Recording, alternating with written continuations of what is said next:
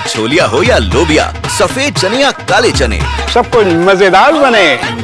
MDH कुछ तो सस्ता लो, सब बढ़िया लो। इसमें क्या खास बात है? थोड़े में ज्यादा स्वाद, यही तो है इसकी खास बात। क्या है ये सियासत? क्या वाकई में जो सोशल मीडिया पे चर्चा रहती है वैसा कुछ है, या ये कोरी कल्पनाएं हैं? लेकिन है उसमें अखिलेश यादव की सियासत है, अपना स्टाइल है उनका सियासत करने का। अगर महाकुंभ था तो पीडीए समाचार लेके आते थे, अब वो दिल्ली और लखनऊ पिछले साल मॉनसून सेल लेके आए, फिर विंटर सेल लेके आए विधायकों की। ये अखिलेश यादव की एक कहना चाहिए सियासत है। लेकिन डॉक्टर कौशिक, ये तो अखिलेश को दिखाई दिया और उन्होंने कहा 2014 के बाद से नहीं, 2017 से अमित शाह ने कहा कि एक एक योजनाओं को जो भली भांति उतारा है, योजनाओं को पूरा किया है, जन जन तक पहुंचाया है, वो योगी सरकार। आज योगी सरकार सारे योजनाओं में केंद्र की नंबर 1 है पूरे देश में। ये तारीफ किसकी थी? तो ये जो सरकार के इश्तिहार में नहीं थे, वो एक ऐड छपा है उसमें नहीं थे, मुख्यमंत्री छपेगा ना, दोनों डिप्टी सीएम, मतलब क्या मुझे ये नहीं समझ में आता इससे कैसे पीडीए मजबूत होता है। नहीं, देखिए चौहान साहब, हर कोई घटनाक्रम को लेकर के आप देखेंगे उत्तर प्रदेश में, तो निश्चित तौर से विपक्ष का नेता होने के नाते जो उनकी सक्रियता दिखती है, निश्चित तौर से मैं कह सकता हूँ तारीफ़ की जानी चाहिए। कभी कभी बेवजह की चर्चाओं को भी वो आगे लाइन दे देते हैं जिस पे मीडिया चर्चा करने लगती है। जैसा अभी देखा होगा आपने, मुख्यमंत्री के जन्मदिन को लेकर के उन्होंने मुबारकबाद लिख दिया, जो हिंदू परंपराओं में मुबारकबाद शब्द, वो भी रात में 10:30 दिया। अब उस पर मेरी किसी से बात हुई, हाँ। बोले वो लंदन से लौट रहे थे, तब जब फ्लाइट से उतरे हैं तब उन्होंने क्या, उस समय वो लंदन में थे। अब ये तो सब जानते हैं कि लंदन से आने के बाद वो तो ही ट्वीट करेंगे, ट्वीट करने वाले तो कुछ और लोग होते हैं, लेकिन राजनीतिक संदेश जो वो हर बार देते हैं, निश्चित तौर से मुझे लगता है विपक्ष में एक बड़ा चेहरा होने के नाते देना भी उनको चाहिए।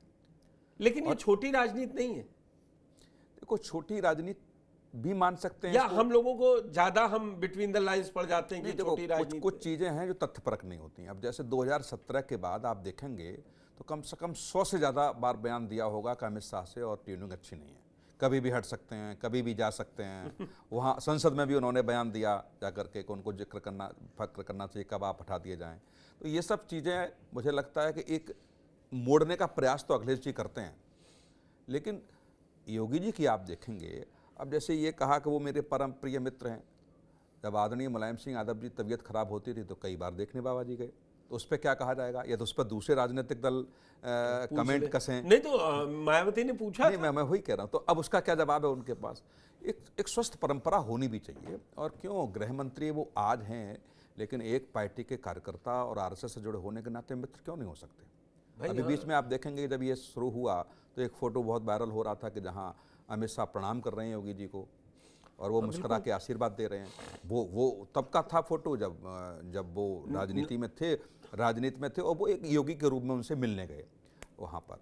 तो ये जो चीज़ें हैं, निश्चित तौर से आप सक्रियता तो दिखाते हैं, लेकिन कभी कभी एक पत्रकार होने के नाते मैं समझता हूँ कि जो अखिलेश जी को नहीं करनी चाहिए थी वो अखिलेश जी कभी कभी कर जाते हैं। तमाम आपके प्रदेश अध्यक्ष हैं, तमाम लंबी फहरिस्त आपके प्रवक्ताओं की, नेताओं की है, वो इस तरीके के ट्वीट करें और एक कम से कम जो कहते हैं कि एक लाइन एक से ऐसी दिखनी चाहिए कि किसी पार्टी का राष्ट्रीय अध्यक्ष कभी कभी छोटी बातों पर चर्चा नहीं करते, छोटी बातों पर वक्तव्य नहीं देते। मैं डॉक्टर कौशिक उसी बात पे आ रहा था। अब आप 37 सांसदों के लोकसभा के अंदर देश की सबसे बड़ी तीसरी पार्टी, आपका कोई कथन, आपका कोई सोशल मीडिया पोस्ट, आपका कोई बयान हल्के में नहीं लिया जा सकता ना। बिल्कुल सही आपने कहा कि अगर आपको चर्चा इस तरीके के ट्वीट करवाने तो आपके पास 72 लोग हैं, उनसे करवाइए। पार्टी सेल तो रोज ही बुलेटिन जारी करती है क्राइम का, उसी में ये भी जारी कर देते। बिल्कुल, तो वही मैं कह रहा हूँ। देखो, संसद में उन्होंने एक भारतीय जनता पार्टी के राष्ट्रीय अध्यक्ष की नियुक्ति को लेकर के वक्तव्य दे दिया। अमित शाह ने बड़ा हंस हंस के बयान दिया। ये सब जानते भी हैं कि उसमें हल्के पड़ गए अखिलेश यादव जी, उन्होंने बिल्कुल सही कहा कि कुछ पार्टियां ऐसी हैं जिनको तो केवल एक ही व्यक्ति को चुनना है, हमें तो कई करोड़ों में से चुनना है। और उसका बड़ा कांग्रेस के इमरान मसूद ने बड़ा तीखा वार किया। मैं वही बार बार उन्होंने कहा कि आपको बात करनी थी वक्फ बिल पे, लोगों को आप अध्यक्ष पूछ रहे हो, आप ये बता रहे हो, आप करना क्या चाह रहे हैं। नहीं, देखो कभी कभी क्या होता है कि जो हमारे समर्थक होते हैं वो बॉडी लैंग्वेज भी आपको देखते हैं, देख रहे हैं कि आप हमारे लड़ रहे हैं। अब जैसे संसद में वो उस चित्रण का आप वर्णन करेंगे तो बॉडी लैंग्वेज ये बता रही है कि बड़ा अच्छी मित्रता है, हंस हंस के आप चर्चाएं कर रहे हैं, इसका इफेक्ट पड़ता है। अभी आप देखेंगे विधानसभा में जब आप नेता प्रतिपक्ष थे तो बड़ा तीखी उसका बड़ा वो मिला था कि अखिलेश पूरा मतलब दमखम के साथ 2 साल उन्होंने बिल्कुल वो किया। और ये हमने तब भी कहा था और आज भी कह रहे हैं कि नेता प्रतिपक्ष के रूप में आप भूमिका निभा रहे हैं, लेकिन नेता प्रतिपक्ष होते तो इसका बहुत असर होता। ये आप शुरू से मैं चर्चा करता रहा हूं, तो ये आप शुरू से कह रहे हैं कि अखिलेश सांसदी लड़ लिए, कोई भी कार्य कर लिए, लेकिन एक बात आप भी जानते हैं, अखिलेश को पता था नए युवा सांसद चुन के आए हैं, 37 है नंबर कहीं घट, मतलब किसको बनाते वो विश्वास वाली जो आपने बात कहा ना, हर चीज अपने पास रहनी चाहिए। नहीं, वो क्षेत्रीय दलों में दिखती भी है, क्षेत्रीय दलों में यही होता है, चाहे बहुजन समाज पार्टी की बात कर लें। मगर ममता बनर्जी इसका मतलब उदाहरण बिल्कुल विपरीत है। ममता बनर्जी हमेशा 30, 32, 37, 42 में सीटें जीत के आई, लेकिन उन्होंने कभी वो वहां नहीं गई। जब से कमान संभाली है 16 से, फिर वो गई नहीं। तो अंतर नहीं दिखता आपको, तभी लगातार मुख्यमंत्री हैं वो। अंतर भी तो आप देखिए ना, वही आपके पास ऐसी टीम नहीं है पार्टी में जो आपके भरोसे और विश्वास के साथ साथ आपके इशारों पर लोग काम करें, सब चीजें कहेंगे कि हमें ही देखना है, तो उसका प्रभाव पड़ता है। मैं इसलिए कह रहा हूं कि नेता प्रतिपक्ष आप होते तो निश्चित तौर से ममता बनर्जी की जो आपने जिक्र किया वही भूमिका दिखती। जब नेता प्रतिपक्ष बने तो हम लोगों ने चर्चा की थी कि विधानसभा सत्र चलाना बाबा जी के लिए बहुत आसान नहीं होगा, और नहीं रहा, उनको बोलना पड़ा, और लेकिन स्वस्थ पर चर्चा भी हुई। ऐसा हमको तो लगता था कि कुर्सियां न फेंकें, तोड़फोड़ न हो, लेकिन ऐसा नहीं हुआ। तो वही चर्चा मुझे लगता है नेता प्रतिपक्ष होने के नाते आज भी नेता प्रतिपक्ष की भूमिका निभा रहे हैं। वो है नहीं जरूर, लेकिन वही आप इर्द गिर्द देखेंगे या तो ट्वीट भी देखें, बयान भी देखें, तो मुख्यमंत्री के इर्द गिर्द ज्यादा बयान उनके होते हैं। उनको भी मालूम है 27 में चेहरा वही है। और सबसे बड़ी बात जो आपने ममता बनर्जी वाली बात कही ना, उनको मालूम है अगर प्रदेश मजबूत रहेगा ना तो सांसद भी भेज लेंगी। ये बिल्कुल है। जैसे संसद में नेता प्रतिपक्ष बनाए, राज्यसभा में बनाए, और ठीक से काम नहीं कर रहा, आपका अधिकार है, आप हटाइए उनको। कई पार्टी छोड़ के चले गए टीएमसी के, लेकिन कोई फर्क नहीं पड़ा, वो वहां अपना मजबूत खूंटा गाड़े, अगली बार दूसरे जीत के चले आए। वही मैं कह रहा हूँ, वो समाजवादी पार्टी में थोड़ी सी कमी है, और वही बहुजन समाज पार्टी में भी देखी जा सकती है कि सर्वे सर्वा वही है, इसके अलावा सब जीरो है। तो इस परंपरा से भी मुझे लगता है अखिलेश यादव जी को थोड़ा बीजेपी पे आ जाते हैं। अखिलेश 1 साल बाद पूरे आए, 1 साल के बाद जून 2024 में नतीजे आए थे, और ये जून ही है, और अब फिर अभी 23-24 को बनारस में है अमित शाह जी। लेकिन कह रहे हैं साध दोनों गए, बाबा की भी तारीफ, योगी आदित्यनाथ जी की भी तारीफ कर गए, और केशव प्रसाद मौर्य को मित्र बताकर एक दोनों वो कहते नहीं बैलेंसिंग एक्ट कर गए, क्योंकि कास्ट सेंसस और जिस तरीके का माहौल चल रहा है।